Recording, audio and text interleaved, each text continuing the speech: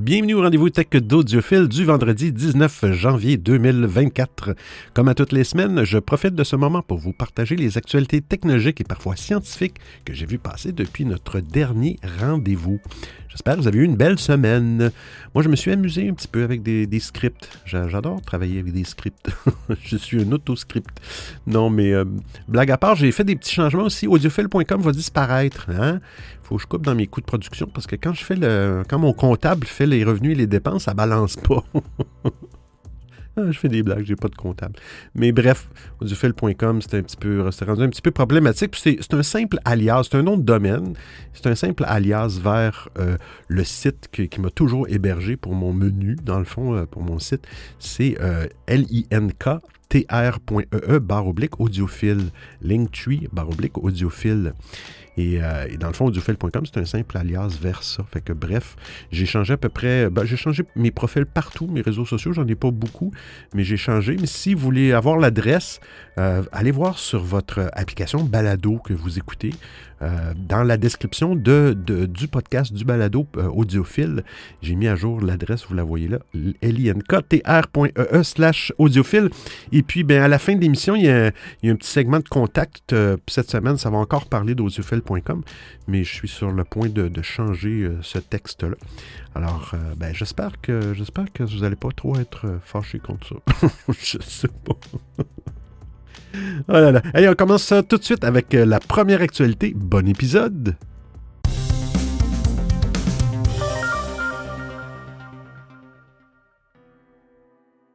Windows 11 prendra bientôt en charge l'USB 4.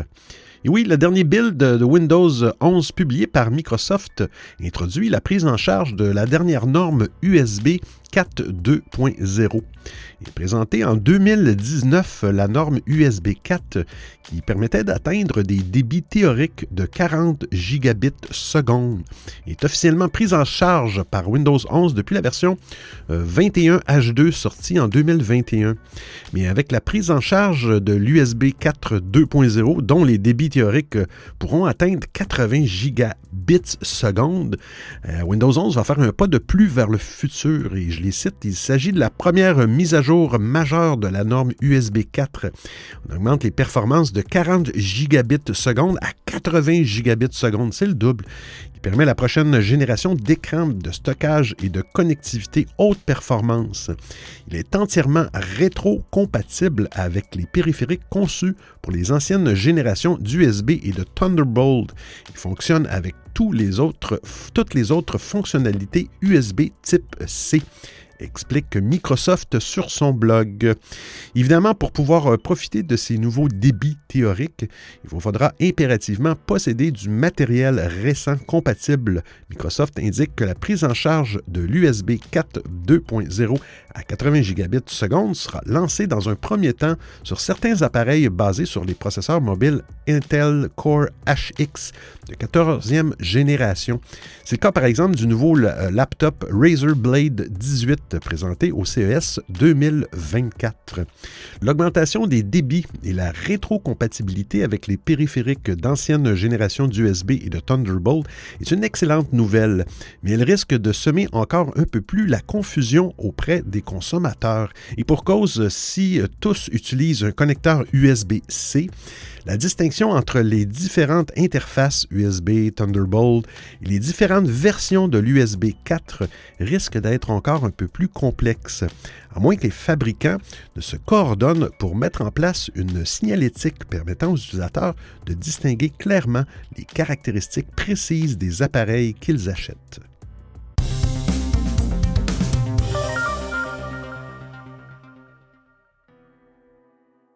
Microsoft Outlook est désormais un danger pour vos données personnelles. J'ai pas aimé cette actualité-là, puis je la digère pas encore. Oui, faut toujours avoir un plan B, je le dis toujours. La nouvelle version d'Outlook déployée en septembre soulève de nombreuses inquiétudes. Dans un article de blog, Proton dénonce Microsoft qui a fait de son application de messagerie un outil de surveillance pour la publicité ciblée. L'article de Proton qualifie ainsi le nouvel Outlook d'outil de surveillance pour la publicité ciblée. Si Microsoft ne se permet d'aller fouiller directement dans les courriels pour en tirer des données, l'application de messagerie examine tout de même de nombreux paramètres et informations de chaque compte. Nom et coordonnées, mots de passe, données démographiques, données de paiement, données relatives aux abonnements et aux licences, requêtes de recherche, données relatives aux appareils et à l'utilisation, rapport d'erreur, données de performance, données vocales, données relatives au texte, à l'ancrage et à la frappe, images, données de localisation, contenu, commentaires, évaluation, données sur le trafic. Eh là là. L'accord d'utilisation de l'application mentionne que Microsoft partage ses données avec pas moins de 772 tiers. Seuls les ressortissants de l'Union européenne pourront donner leur accord à cet accord d'utilisation en vertu du règlement général sur la protection des données, le RGPD, qui valait récemment un procès à OpenAI. S'ils ne peuvent pas donner leur accord, les utilisateurs ailleurs dans le monde sont sujets à ce partage de leurs données à des centaines d'entreprises. Une multiplication des politiques d'utilisation infernale, d'autant plus que Proton affirme qu'elles sont rédigées de manière à dérouter les utilisateurs. Ces accords donnent le droit aux 772 partenaires de Microsoft de vendre les données personnelles des utilisateurs à d'autres entreprises.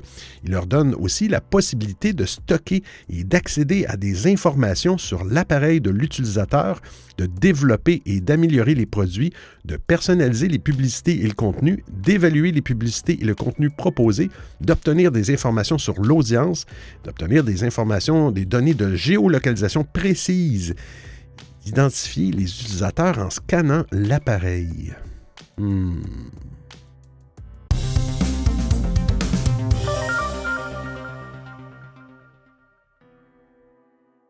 Microsoft dépasse Apple. Oh là là! Dans les échanges intra-journaliers de jeudi, Apple a été contraint de céder le titre de l'entreprise la plus valorisée au monde. Microsoft reprenant la couronne plus de 2 ans après la dernière fois que cela s'est produit. La capitalisation boursière d'Apple s'élevait à 2871 milliards de dollars, tandis que celle de Microsoft culminait à 2875 milliards de dollars. L'action du géant des logiciels s'est redressée ces derniers mois grâce à ses annonces en matière d'intelligence artificielle. Dans le même temps, les ventes de l'iPhone d'Apple suscitent des inquiétudes, ce qui a conduit les deux géants de la technologie à s'échanger la première place en termes de valeur boursière au cours des échanges sur le Nasdaq. Malheureusement pour Microsoft, la victoire n'a été que temporaire. Le géant américain a dépassé la pomme pendant seulement 2 heures, après quoi l'entreprise de Tim Cook a repris la première place. Microsoft a brièvement pris la tête d'Apple en tant qu'entreprise la plus valorisée une poignée de fois depuis 2018, la dernière fois remontant à 2021, lorsque les inquiétudes concernant les pénuries de la chaîne d'approvisionnement dues à la COVID ont frappé le prix de l'action du fabricant de l'iPhone. L'action Apple est en baisse depuis 1 mois en raison des inquiétudes concernant les ventes d'iPhone en Chine et d'une faiblesse potentielle des ventes de l'iPhone 15. Les agences de notation ont abaissé la note de l'action Apple ces derniers jours, réduisant la capitalisation boursière d'Apple d'environ 162 milliards de dollars pour la seule année 2024. Dans son rapport sur les résultats de novembre, Apple n'avait pas non plus répondu aux attentes, car la demande d'iPad et de produits portables a été plus faible que ne l'espéraient les investisseurs. Le chiffre d'affaires des Mac a également connu une baisse importante par rapport à l'année précédente. Apple n'est donc pas prête à repasser au-delà des 3 000 milliards de capitalisation, à moins que les ventes de son nouveau casque Vision Pro ne créent la surprise.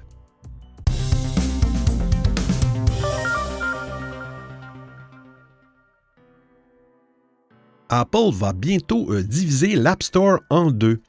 D'après les informations du journaliste Mark Gurman, Apple se prépare à diviser son App Store en 2 entités distinctes. L'année 2024 va apporter de grands changements dans le monde de la tech.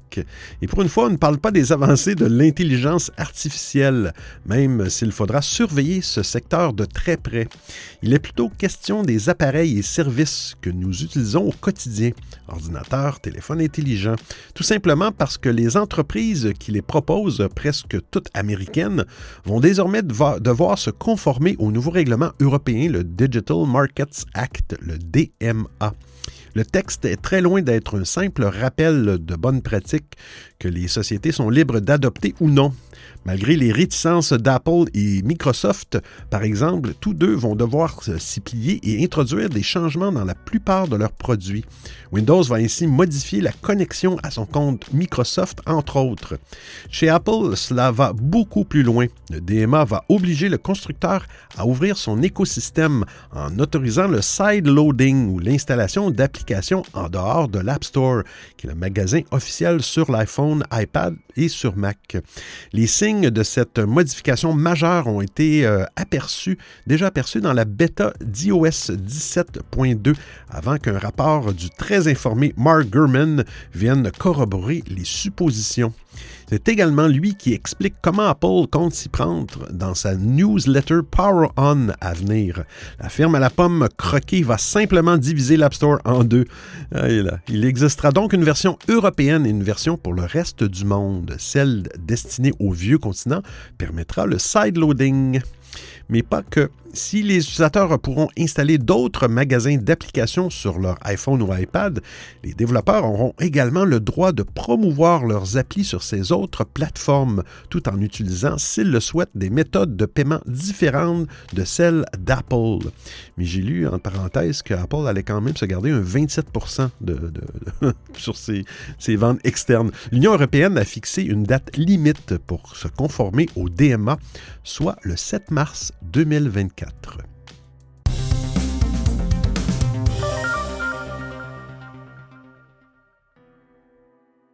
Un vrai clavier physique à l'iPhone. Clix veut remettre au goût du jour un produit enterré sans fleurs ni couronne.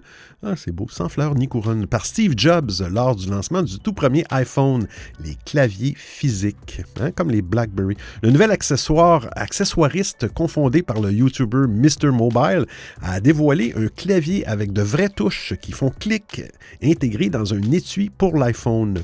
Alors pourquoi en 2024 s'embêter avec un clavier physique? Eh bien, après tout, en 17 ans d'iPhone, les vieux routiers ont bien eu le temps d'embrasser les claviers virtuels et de faire leur deuil de la mémoire musculaire qui leur permettait de taper à toute allure sur de vraies touches. Quant aux plus jeunes, ils n'ont jamais connu autre chose que les claviers virtuels. L'étui Clix fait d'une part gagner de l'espace sur l'écran du smartphone. Évidemment, l'appareil n'a plus à s'encombrer d'un clavier virtuel. D'autre part, il s'agit de gagner en productivité.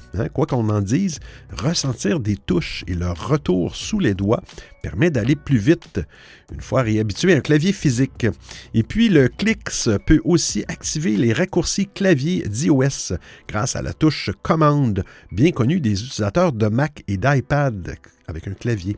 Revers de la médaille, eh bien, l'étui rallonge l'iPhone. Il lui ajoute aussi une 60aine de grammes. Le fabricant admet également que certains accessoires MagSafe ne sont pas compatibles. Ce dernier point devrait être réglé dans une prochaine version. L'accessoire est d'autant plus intriguant qu'il a été conçu avec des anciens d'Apple et de BlackBerry. Et on sait à quel point le pionnier canadien des smartphones prenait les claviers très au sérieux. L'étui Clix, proposé en jaune ou noir, se décline en 3 versions. Une pour l'iPhone 14 Pro avec un port Lightning, 139 $, on parle à dollars américains. 2 avec un port USB-C pour les iPhone 15 Pro et Pro Max, respectivement 139 et 159 $. La livraison s'échelonne entre le 1er février et ce printemps, en fonction de la version. Attention, seul le clavier AZERTY est disponible, mais d'autres modèles internationaux pourraient faire leur apparition, tout comme des moutures pour smartphones Android.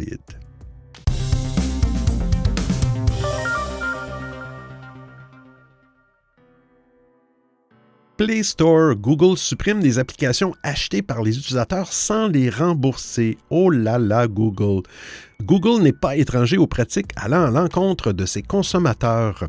Comme toute grande entreprise, le géant de Mountain View privilégie ses propres intérêts avant tout, surtout si ceux-ci peuvent lui faire gagner ne serait-ce qu'un peu d'argent. Après tout, la firme pourrait bientôt remplacer ses employés par l'intelligence artificielle dans ce but précis. Ainsi, ces derniers temps, Google Google enchaîne les initiatives parfois discutables. Après avoir fait le ménage en supprimant 17 fonctionnalités de son assistant, l'entreprise pourrait maintenant supprimer certaines applications payées par les utilisateurs sans les rembourser. Cette fois-ci, ce serait donc le géant d'Internet qui désinstallerait les applications Android à distance et non les usagers de son système d'exploitation. C'est en tout cas ce qu'ont expérimenté les personnes ayant acheté le RPG Wayward Souls sur le store de Google Play. Bien que le jeu soit encore disponible sur d'autres stores, eh bien, la page de celui de Google n'est plus accessible et le jeu ne peut plus être téléchargé. Mais pire encore, certains utilisateurs ayant l'application sur leurs appareils l'ont vu disparaître du jour au lendemain. Si l'entreprise avait supprimé une application dangereuse pouvant prendre le contrôle d'un téléphone intelligent, eh bien, cela n'aurait posé aucun problème. Ici, les utilisateurs auraient bien le droit de se plaindre et malheureusement, cette initiative discutable de Google n'est pas isolée. En effet, sur Internet, quel que soit le service utilisé, la législation en ce qui concerne l'appartenance d'un produit numérique acheté est particulièrement floue. C'est le cas, par exemple, de tout produit, musique, film ou application acheté sur le Apple Store, qui n'appartiennent pas réellement aux utilisateurs et qui ne possèdent en fait uniquement une licence d'exploitation. En espérant que ce cas précis ne soit qu'une erreur de Google, il serait de bon ton que les usagers ayant acheté Wayward Souls puissent y accéder à nouveau prochainement, ou bien qu'ils soient remboursés par le géant de Mountain View. Heureusement, même si Wayward Souls n'est probablement pas remboursable, Google met à disposition une procédure pour se faire rembourser certains achats effectués. Pour ce faire, il faut se rendre sur le site web de Google Play, effectuer une demande de remboursement et effectuer les étapes, la marche à suivre du site. Si la demande n'aboutit pas, demandez un remboursement auprès des développeurs de l'application. Il y a cependant quelques conditions à respecter. Pour commencer, l'achat ne doit pas dépasser 48 heures, sauf pour les livres et les films. De plus, le remboursement ne peut avoir lieu qu'une fois.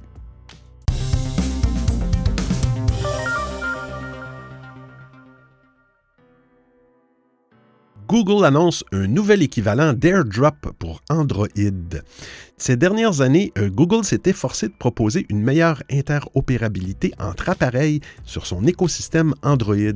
Et en 2020, celui-ci a finalement lancé un véritable équivalent d'AirDrop pour le transfert de fichiers entre appareils, appelé Nearby Share. Ce système était efficace, mais de son côté, Samsung a développé un autre système de partage de fichiers pour ses produits, Quick Share. Alors, pour mettre fin à cette fragmentation, Google a annoncé lors du CES 2024 à Las Vegas qu'il va fusionner son système de partage de fichiers avec celui de Samsung. Et c'est la marque de Samsung Quick Share qui est conservée. Ce dernier devient donc le nouveau système de partage de fichiers officiel d'Android. Ce qui change concrètement, c'est que les utilisateurs du système d'exploitation auront un système de partage de fichiers compatible avec plus d'appareils. Outre cela, les utilisateurs devraient profiter d'un système qui combine les qualités des anciens systèmes de partage de Google et de Samsung. Selon Google, le nouveau système Quick Share sera compatible avec les smartphones Android GMS utilisant Android 6.0 et les versions plus récentes, ainsi que les Chromebooks utilisant au moins la version 91 de Chrome OS. Pour les PC, il sera compatible avec les machines sous Windows 10 et sous Windows 11. À ce sujet, Google indique qu'il collabore également avec les fabricants de PC pour que l'application Quick Share soit installée par défaut sur les machines. En tout cas, ce n'est pas la première fois que Google et Samsung fusionnent deux produits. Pour rappel, sur le marché des montres connectées, les deux entreprises ont également fusionné leur système d'exploitation Wear OS et Tizen OS afin d'en combiner les avantages. Google a également profité du CES de Las Vegas pour annoncer l'expansion de sa fonctionnalité Fast Pair sur les télévisions. Pour rappel, il s'agit d'un système développé par Google pour faciliter l'appairage entre les téléphones intelligents Android et les accessoires. Dans les prochains mois, ce système sera compatible avec les dongles Chromecast intégrant Google TV. Et plus tard, la fonctionnalité sera aussi disponible sur d'autres appareils intégrant Google TV. Grâce à Fast Pair, l'appairage d'écouteurs sans fil, par exemple, se fera plus vite. Pour les utilisateurs de TikTok, Google annonce la compatibilité du réseau social avec sa technologie Google Cast. Ainsi, en un geste, il sera possible de diffuser du contenu TikTok depuis un smartphone vers les télévisions embarquant cette technologie.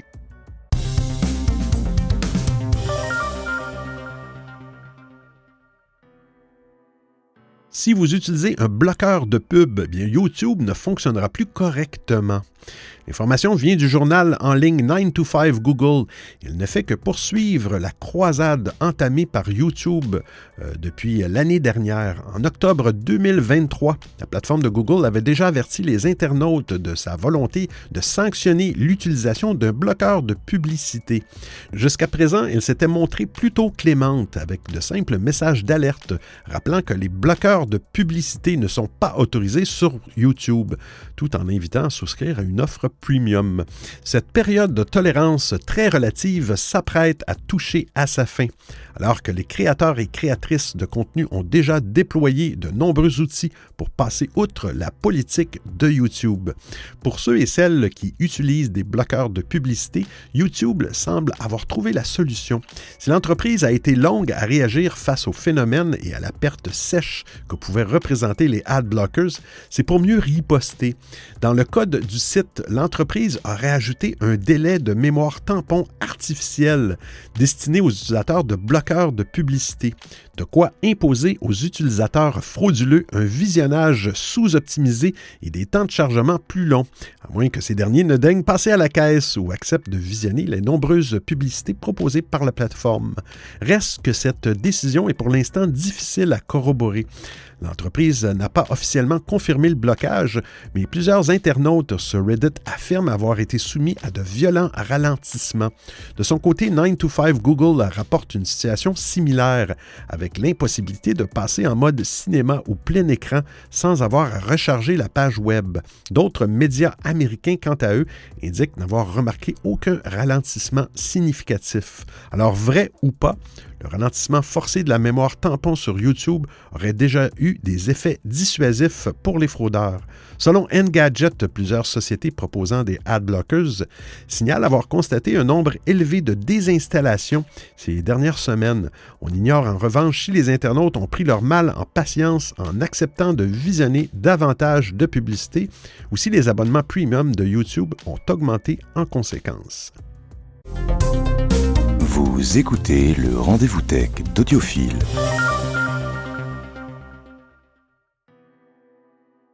Galaxy S24, Samsung rattrape Google. Les Galaxy S24 vont bénéficier de 7 ans de mise à jour logicielle. Longtemps référence dans ce domaine sous Android, Samsung avait été rattrapé par plusieurs fabricants et même dépassé par Google. La firme de Mountain View faisait sensation en octobre dernier en promettant 7 ans de mise à jour Android sur ses Pixel 8. Finalement, Samsung ne tarde pas à répondre et revoit encore sa politique de mise à jour. Jusqu'à présent, certains smartphones Galaxy bénéficiaient de 4 ans de mise à jour majeure d'Android et de 5 ans de mise à jour de sécurité. La politique concerne essentiellement les hauts de gamme, les Galaxy S et Z, et quelques smartphones de milieu de gamme, les Galaxy A. Avec 7 ans de mise à jour, Samsung offre le meilleur suivi du marché Android avec Google. Il convient de faire la distinction entre les mises à jour d'Android et celles de sécurité. Les premières sont celles qui permettent de changer de version et d'accéder aux dernières fonctionnalités. Les autres, comme leur nom l'indique, participent à maintenir le téléphone en sécurité avec le déploiement de correctifs. Samsung, comme Google, font le choix de proposer 7 ans de mise à jour de version de sécurité. Une performance impressionnante pour le leader mondial qui met la pression sur ses concurrents chinois et sur Apple. Souvent présenté comme l'exemple à suivre en matière de suivi de produits, la marque à la pomme propose généralement des mises à jour d'iOS pendant 5 ans. Le dernier exemple en date est l'iPhone X, lancé en 2017 et exclu de la mise à jour de iOS mobile iOS 17. En revanche, ce modèle reçoit toujours des correctifs, comme en atteste le déploiement d'iOS 16.7.4 en décembre. Il convient de noter qu'Apple, contrairement à ses rivaux Android, ne s'engage pas concernant le suivi des mises à jour sur iOS. Le fait de voir Samsung suivre l'exemple de Google pourrait avoir des répercussions sur le reste du marché. Le fait de proposer un support de longue durée est un élément qui peut faire la différence au moment de choisir un nouveau téléphone. En effet, il assure une plus grande longévité pour les appareils. Ces efforts sont importants d'un point de vue écologique, garantissant qu'un téléphone ne sera pas obsolète au bout de quelques années. C'est aussi un bon point pour le marché de l'occasion. Notons que Samsung a aussi amélioré l'indice de réparabilité de sa gamme. Les Galaxy S24 obtiennent une note de 8,5 sur 10 contre 8,2 pour les anciens modèles.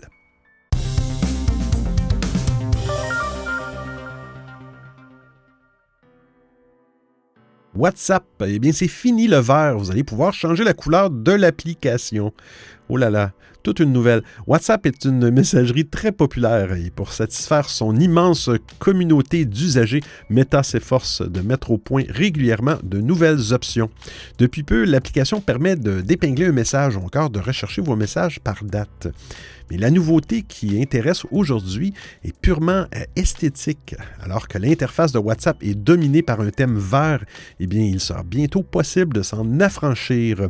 En farfouillant dans la version bêta 24.1.10.70 de l'application iOS, le site spécialisé WA Beta Info a découvert l'existence d'une nouvelle fonctionnalité dédiée au choix du thème. Dans une nouvelle section, les utilisateurs pourront ainsi configurer la couleur principale de l'application.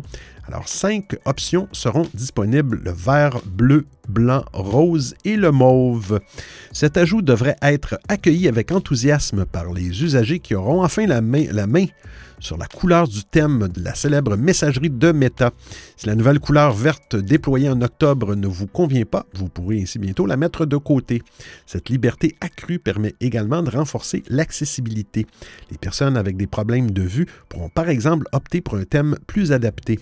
Le rapport indique que l'éditeur de thème est actuellement en cours de développement et qu'il sera disponible prochainement en version stable. Aucune date de déploiement n'a toutefois été dévoilée. À l'avenir, WhatsApp pourrait rendre son interface encore plus personnalisée en nous permettant aussi de changer la couleur des bulles. Nous ne manquons pas de vous informer quand ces nouveautés seront disponibles pour tous. Alors, aux dernières nouvelles, WhatsApp s'est offert un outil permettant de renforcer votre confidentialité. Désormais possible de protéger vos conversations sensibles avec un code secret unique. Un bon moyen de protéger certaines discussions des regards indiscrets.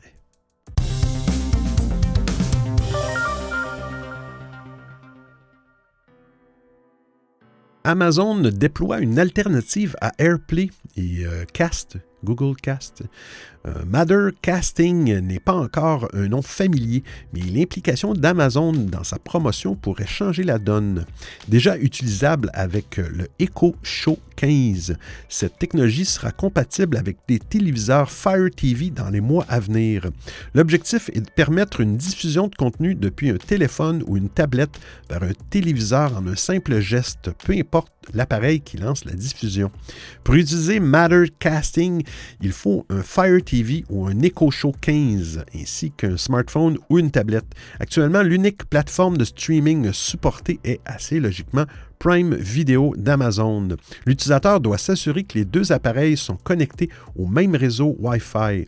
Le processus de diffusion est simple. Il suffit d'ouvrir l'application Prime Video, de sélectionner l'icône de diffusion, puis de choisir son téléviseur dans la liste.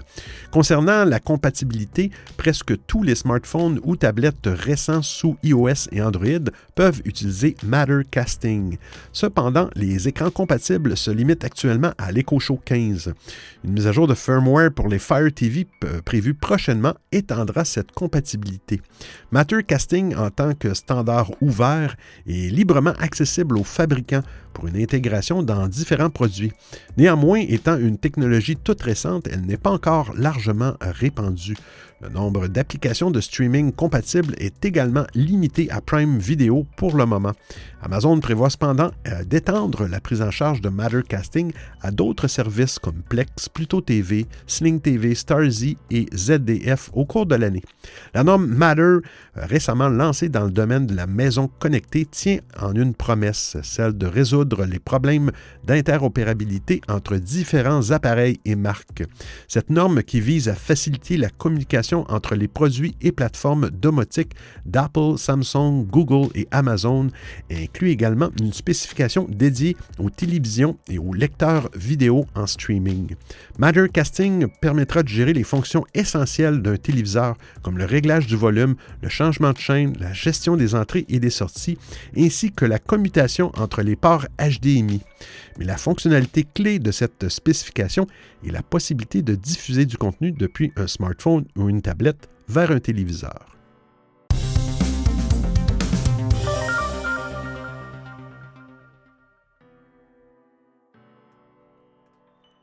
Imprimante HP continue cette pratique déloyale qui fait rager ses clients. Pour résumer rapidement comment fonctionne une cartouche d'encre actuelle, bien, la plupart de celles-ci disposent d'une puce donnant de nombreuses indications à l'imprimante dans laquelle celle-ci est installée. Alors, on vous pose le décor de quelque chose qui vous est forcément déjà arrivé. Hein? Vous devez absolument vous rendre quelque part rapidement et avant imprimer un document à l'aide de votre imprimante. Vous avez changé la cartouche d'encre il n'y a pas si longtemps, utilisé celle-ci que très peu et pourtant votre machine refuse l'impression. Hein? Vous avez l'impression qu'elle refuse. Alors qu'en secouant la cartouche, eh bien, vous remarquez qu'elle est pleine d'encre. Eh bien, à croire que les imprimantes ressentent notre niveau de stress et s'en servent contre nous. Eh bien non, sachez que les puces présentes sur les cartouches servent à déterminer si celles-ci doivent être utilisées ou non. Nombre de mises en tension de l'imprimante, nombre d'impressions, toutes les excuses sont bonnes pour déterminer que la cartouche est vide, alors que cette puce n'est en aucun cas reliée à la chambre contenant de l'encre. Les informations données sont donc parfaitement arbitraires. Au prix exorbitant des cartouches d'encre, c'est une véritable manne pour les sociétés qui vendent ces imprimantes. La plupart bloquent l'utilisation de cartouches sans puce, alors que l'ironie du sort veut que les imprimantes fonctionnaient parfaitement pendant la crise des semi-conducteurs où les constructeurs n'intégraient plus de puces à leurs cartouches. Mais encore une fois, HP se trouve dans le viseur des clients mécontents avec une pratique anticoncurrentielle honteuse pour ses clients. Après une mise à jour de sécurité, celui-ci s'est permis de rendre inutilisable toute cartouche qui ne serait pas officiellement une cartouche HP. Alors, si une cartouche tierce est détectée par une imprimante HP, eh bien, le message suivant s'affiche. La cartouche a été bloquée par le firmware de l'imprimante car elle dispose... Pourquoi je parle comme ça? Car elle dispose de puces qui ne proviennent pas de HP. Cette imprimante est destinée à fonctionner uniquement avec une nouvelle ou une cartouche reconditionnée disposant d'une puce HP. Vous avez compris? Évidemment, ceci a provoqué l'ire des clients forcés de payer pour des cartouches HP bien plus chères que celles qui ne seraient pas issues du constructeur. La mise à jour du firmware incriminé correspond d'autant plus à une augmentation globale du tarif des cartouches officielles, alors que la CEO du groupe se vantait en décembre dernier de la hausse du revenu moyen par client. Si ce n'est clairement pas la première fois qu'HP passe devant les tribunaux pour un sujet similaire qui avait commencé dès 2016, mais il semble que cela reste rentable pour eux, malgré les millions de dollars versés précédemment. Cette fois encore, les clients montent au créneau après cette mise à jour de firmware qui vise, selon HP, à protéger l'expérience utilisateur en maintenant l'intégralité de nos imprimantes. On pense notamment à l'année 2020 où HP avait payé une amende de 10 millions d'euros à l'autorité de la concurrence italienne, ce qui devait finalement représenter une goutte d'eau en comparaison de l'argent qu'arrive à retirer le groupe de son encre. De toute évidence, des consommateurs américains se sont lancés dans un recours collectif visant à éliminer les mises à jour de firmware qui empêchent de faire fonctionner ces cartouches non officielles sur les imprimantes HP. Sachant que désormais la stratégie HP repose sur un abonnement où l'envoi de cartouches d'encre se fait automatiquement. Il y a tout de même de grands doutes pour que la société change de cap sur le sujet.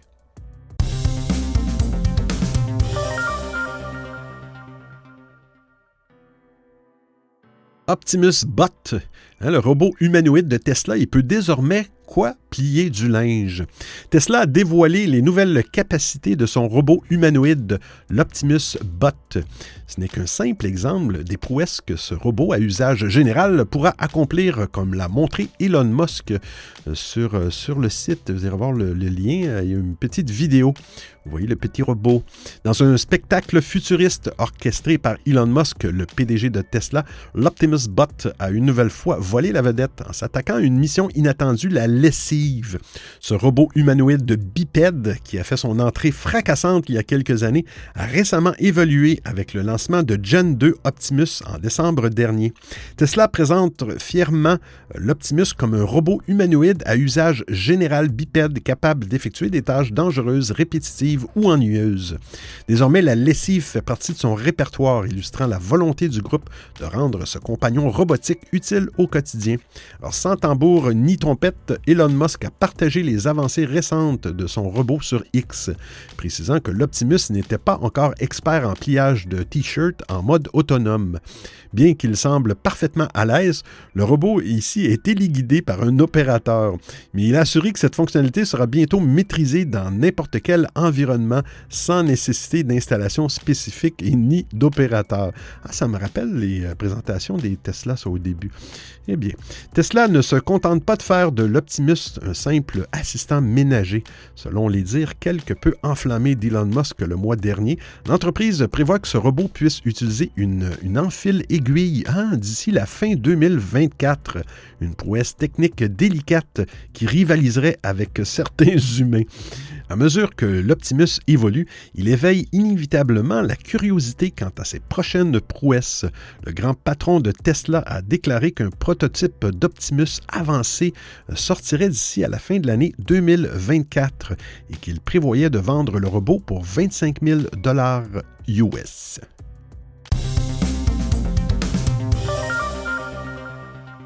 Vous n'aurez plus à recharger votre téléphone grâce aux batteries nucléaires. C'est l'entreprise chinoise Betavolt qui annonce travailler sur une batterie nucléaire non radioactive. Nos appareils, comme les smartphones, sont de plus en plus gourmands en énergie, nécessitant même l'achat de batteries externes pour subvenir à nos besoins. Une entreprise chinoise pourrait toutefois avoir la solution. Betavolt Technologies travaille sur une batterie ultra longue durée, exploitant la même technologie que celle qui alimente les pacemakers ou certains appareils dans l'espace. Jusqu'ici, ces batteries disponibles n'étaient toutefois pas adaptées à une utilisation grand public, par exemple comme batterie de téléphone portable. Elles étaient trop grandes ou ne fournissaient pas assez de puissance. Surtout, les matériaux radioactifs utilisés comme le plutonium étaient tout simplement trop dangereux. Selon WinFuture, Betavolt Technologies dispose d'un premier modèle qui s'appelle le BB100, qui renverse la tendance. Cette batterie mesure seulement 15 par 15 par 5 mm et fournit 100 microwatts d'électricité. Au cours des 2 prochaines années, l'entreprise souhaite faire progresser la technologie et fabriquer de petites batteries d'une puissance d'1 watt qui pourront être combinées pour répondre à des besoins plus importants comme ceux d'un smartphone. La pièce maîtresse de cette batterie est une couche semi-conductrice de diamant artificiel de seulement 10 micromètres d'épaisseur. Le courant, quant à lui, est généré à partir de l'énergie libérée par un isotope de nickel en décomposition. Pour l'instant, la batterie de Betavolt répondrait aux besoins en énergie d'appareils tels que des capteurs et des petits drones. Mais surtout, l'avantage de cette batterie nucléaire, c'est sa longévité, puisqu'elle est capable de rester chargée pendant 50 ans. Et contrairement aux batteries de nos téléphones qui craignent le froid, elle fonctionnerait de manière fiable de moins 60 et à 120 degrés Celsius. Par ailleurs, Betavolt affirme que sa batterie est sûre. Aucun rayonnement radioactif ne s'en échappe et aucun élément toxique n'est produit par la réaction chimique. Théoriquement, cette fonctionnalité d'Android 15 qui vous avertira si votre batterie est en fin de vie, ne sera plus nécessaire. Reste à voir le coût d'une telle technologie. Betavolt Technologies semble pour l'instant privilégier les usages dans l'aérospatial et le médical, des domaines où le prix n'est pas une considération aussi vitale que dans le high-tech grand public, où la différence de quelques euros entre smartphones peut jouer sur les ventes.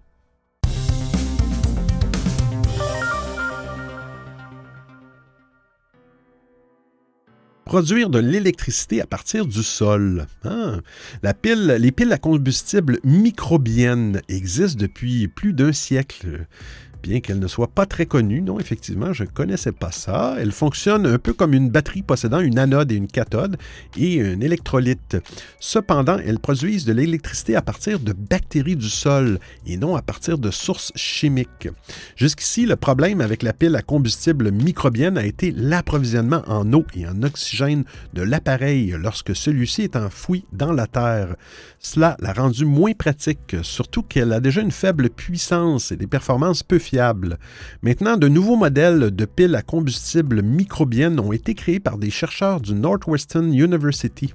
De la taille d'un livre de poche, les nouveaux dispositifs ont l'avantage d'avoir un accès continu à l'oxygène et à l'eau. Ainsi, tant qu'il y aura du carbone dans le sol, ils pourront collecter l'énergie créée lorsque les microbes décomposent la poussière. L'un des nouveaux modèles développés par l'équipe de Northwestern University est en forme de cartouche posée verticalement sur un disque horizontal. L'anode en feutre de carbone en forme de disque se trouve en bas de l'appareil. Elle est enfouie profondément dans le sol pour capturer les électrons durant la décomposition de la poussière par les microbes. Au-dessus de l'anode se trouve la cathode métallique conductrice.